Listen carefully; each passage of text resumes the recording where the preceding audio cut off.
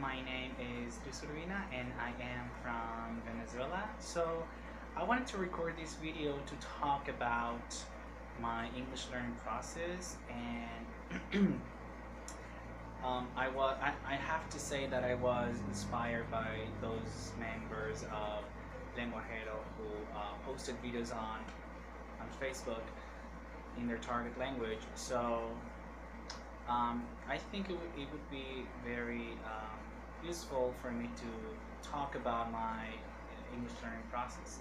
So my English learning process came down in stages. So the first stage was when I was in high school.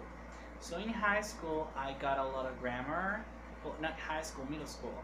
I got a lot of grammar because you know I you know that's what you get when you are in school. So it was a lot of grammar, it was a lot of vocabulary, it was crazy.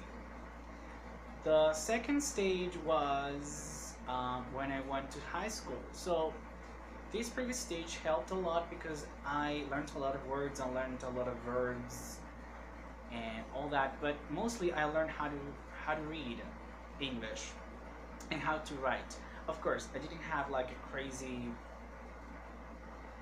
big vocabulary at the time, but it was basic, so it helped a lot for the next stage, because in the next stage I had this teacher who spoke English all the time, and so because he spoke English all the time, my ear basically had to adjust to English, and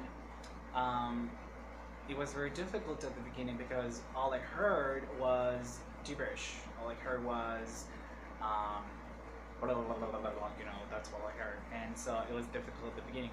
But it helped a lot. I remember at this point that I wanted to, I watched a lot of cartoons in English, and I remember watching the Backyardigans, for example. Backyardigans,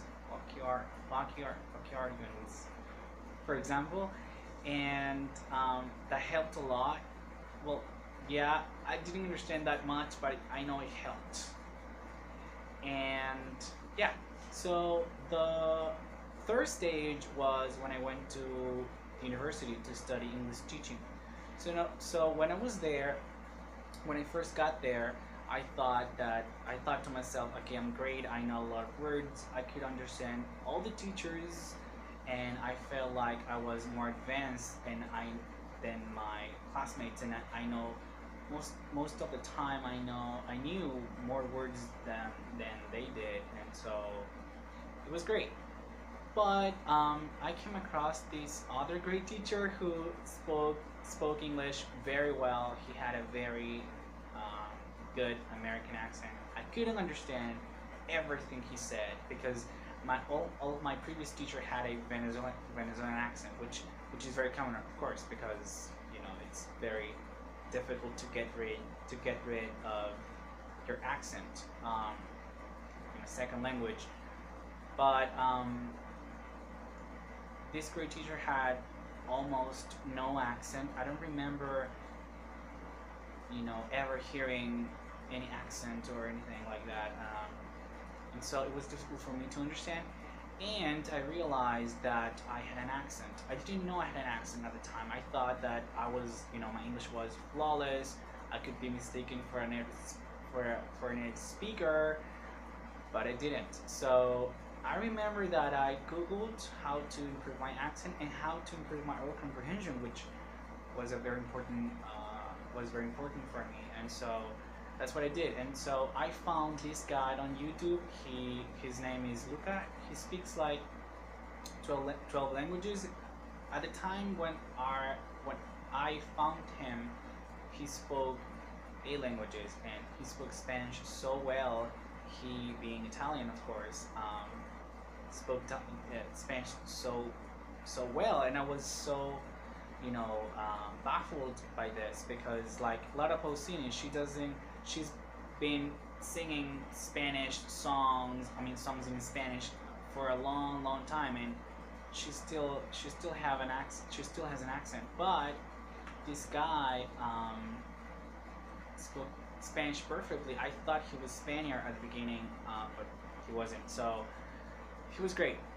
Then I did what he said. He says that people listen to a lot of English or a lot of their target language, but they don't listen carefully. So that's what I did. I picked up songs. I tried to listen to them. I tried to listen carefully to the vowels and consonants that don't exist in Spanish, especially those vowels and consonants that don't exist in Spanish.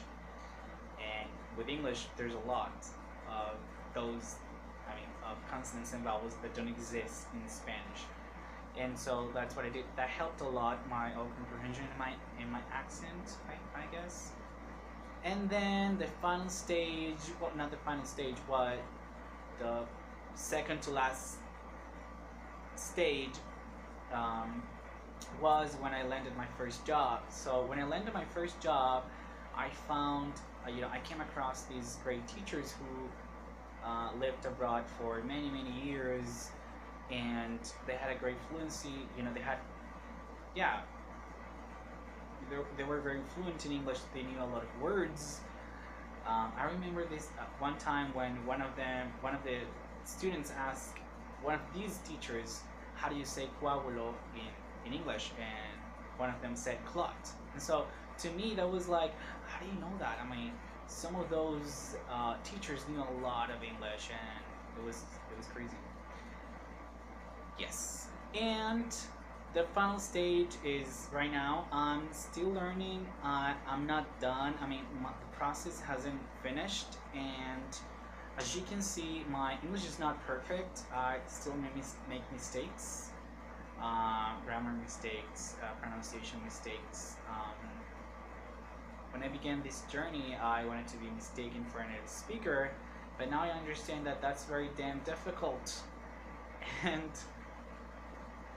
I don't know if that's my goal anymore.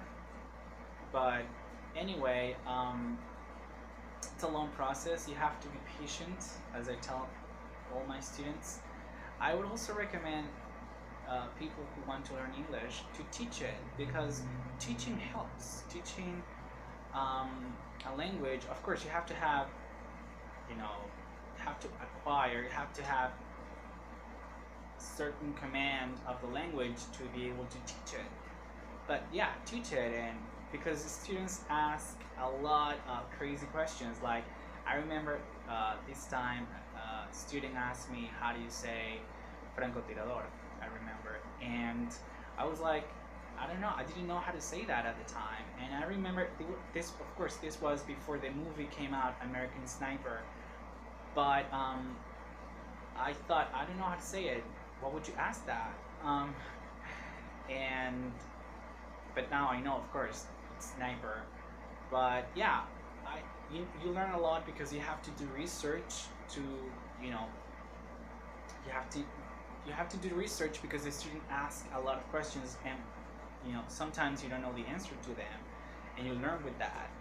It's like a challenge. Students like to challenge you a lot, especially if you're young. If you're a young teacher, they like to challenge you because they kind of want to test you, and you learn a lot with that. So that's pretty much it. So any mistake that you heard in this video, you can talk about it. You can talk about it in the comment section below. You can point them out if you want to. And that's it. So thanks for watching, and bye.